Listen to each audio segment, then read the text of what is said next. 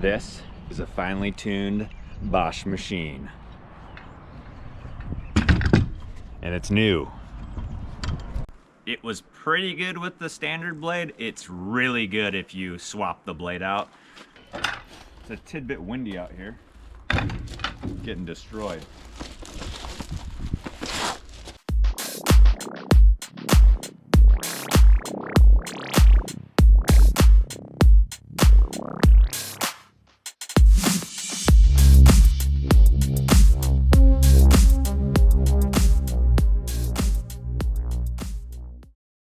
What's up, guys? Welcome to another episode of Carlson and Co. Today, we've received this.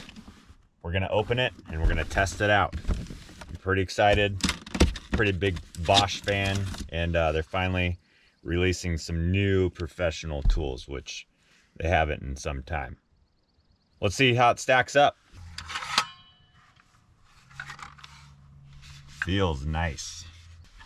All right, so here she is, the long-awaited rear-handled, cordless Bosch saw. We're gonna put this thing up to the test against a few others, see how it stacks up. Stay tuned. All right, so we're out on site now, and we're gonna do a couple cuts with these guys and see which one we like the best. This isn't really a comparison video so much of just a Bosch review. All these saws are so closely comparable. So first up, we'll try out the Bosch.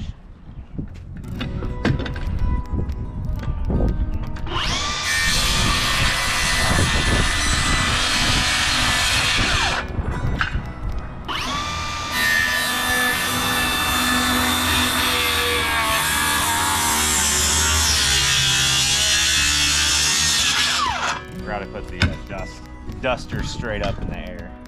Try the Makita. This is the 40 volt. They're not newest one, I guess, but newest model-ish. I'm gonna try this one up to 45. I'm gonna try this. Whoa.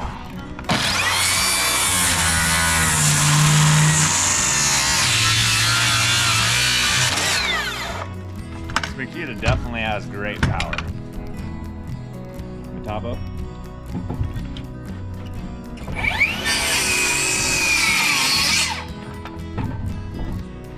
Get a little more board.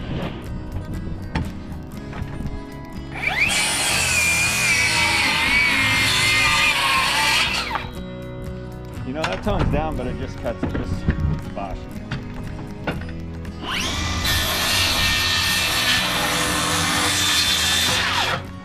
It is smooth as butter, though. Bosch is really good about that linear power, real smooth cutting.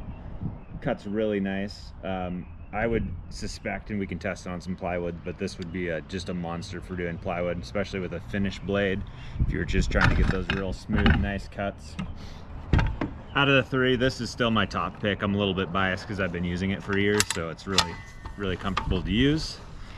But this is by far the lightest, and it cuts great. Maybe not as smooth as the Bosch, maybe not as powerful as the Makita, but it's right there in between. I mean, they're very similar, all these saws. And then of course the Makita. Thank you, Russell from Blue House Construction, for letting me borrow it for this video. First time actually using one of these. All right, let's rip.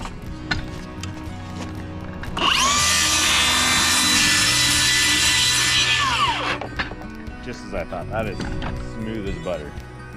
Nice straight line, real grip.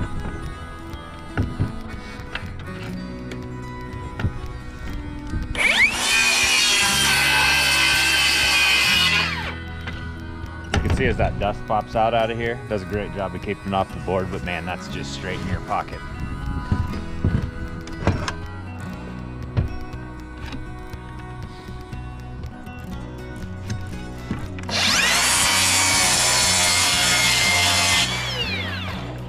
Power, that is nice. One more time.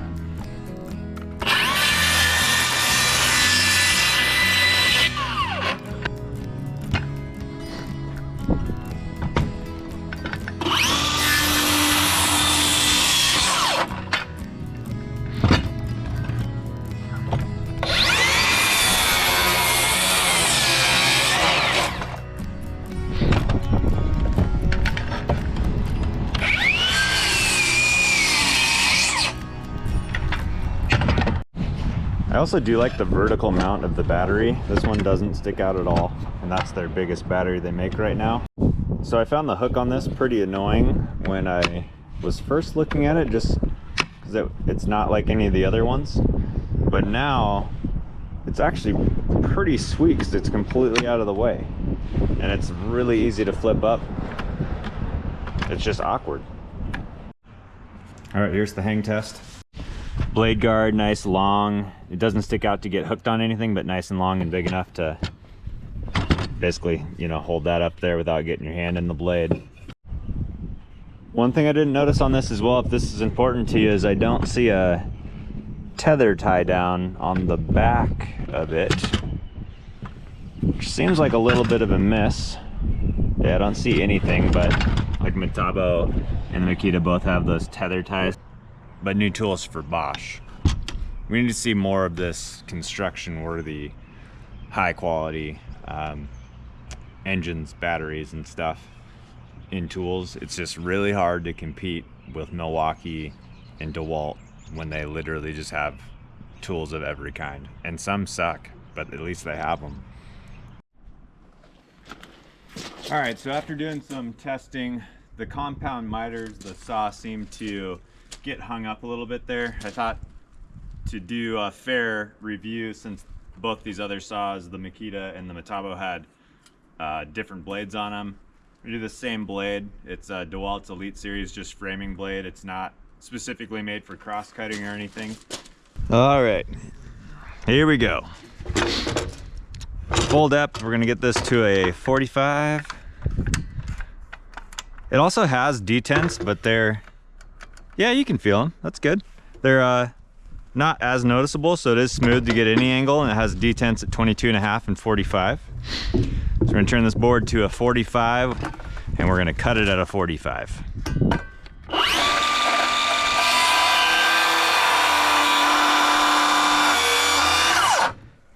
Gotta get a better grip. Here we go. Night and day. Try it one more time here. Get a better grip, start from 0.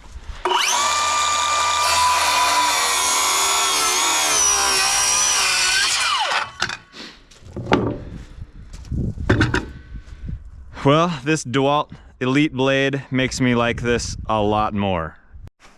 So wow, I swapped the blade out. I just was not expecting that blade to be as terrible as it was.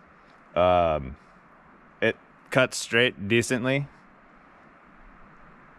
but man, it cuts like a totally different saw with that blade on it. And we're not even getting crazy expensive or anything. It's just a DeWalt Elite Series blade. Framing, 24 tooth. Woo! All right, I'm just gonna do another cut with my Metabo and Bosch.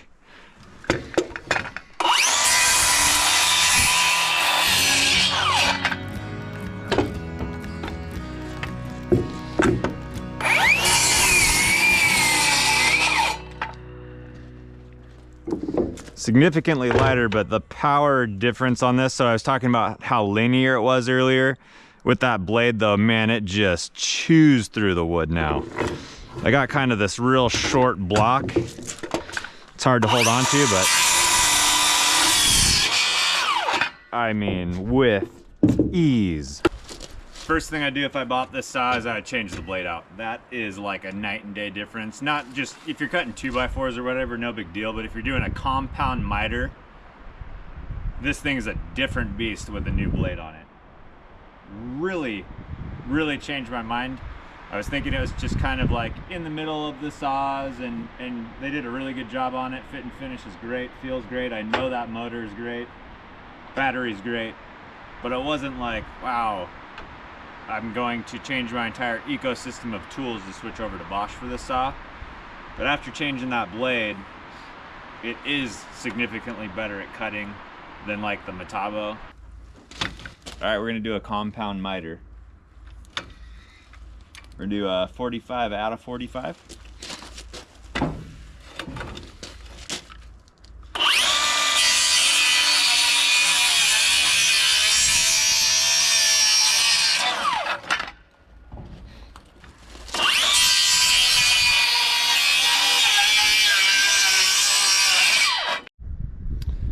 So with no batteries, Metabo is definitely the lightest.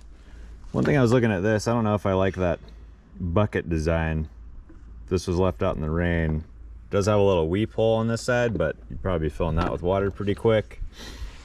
Has the dust extractor off the side, just like the Metabo has, which both these work great, and it keeps the dust off the board. But with the Bosch, you do get that front one. And right now it's really windy, so dust is just going everywhere. But when it wasn't windy, it did shoot this down and away pretty well. One complaint I have on the saw is more to do with the batteries than the saw, but the indicator for how much charge the battery has is on the back side. And this happens with a lot of their tools, is I wish it was on the front side so you could just hit it and see where your battery's at. You actually have to pull it out and see where your battery's out for the day. So we got 4 bars out of 5. So the battery's doing great.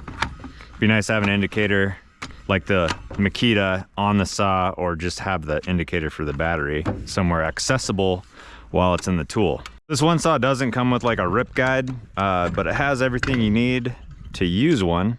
You just got to buy it. They're like $24.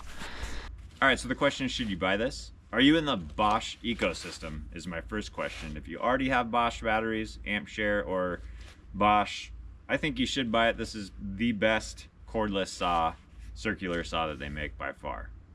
And I have their small 18 volt, and I have the Profractor with the blade on the opposite side.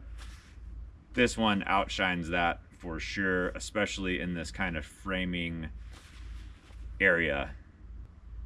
Price points. So this saw runs $249 is the bare tool. Bosch does deals every once in a while, probably to get rid of a lot of these batteries since they're moving to the T-Power, I would assume. But you can actually get this either on Amazon, which I have a link in the description, for $249 for the bare tool, and then Acme Tools is doing a deal. I don't know how long. I'll share that as soon as I have a link for it.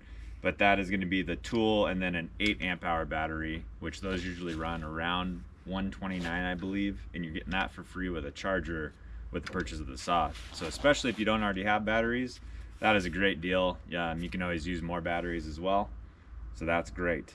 It falls into kind of the mid-range for the pricing. The Metabo, I think, is pretty much the lowest at $199 with the kind of higher end brands. And right now that one's actually on sale. I saw on Amazon for $159 for the bare tool. So that's also an amazing deal for a really good rear handle circular saw.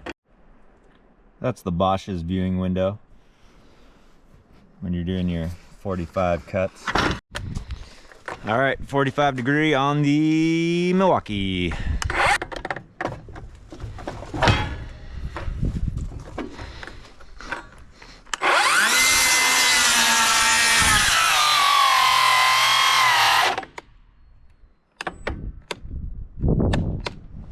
All right, I give up.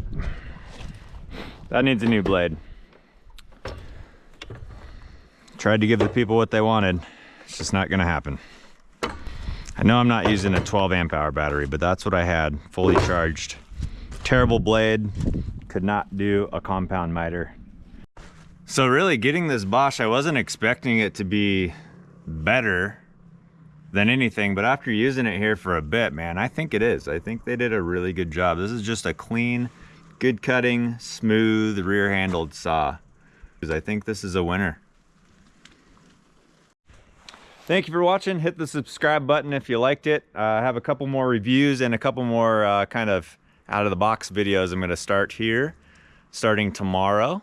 So get ready for those, and see you soon. See ya.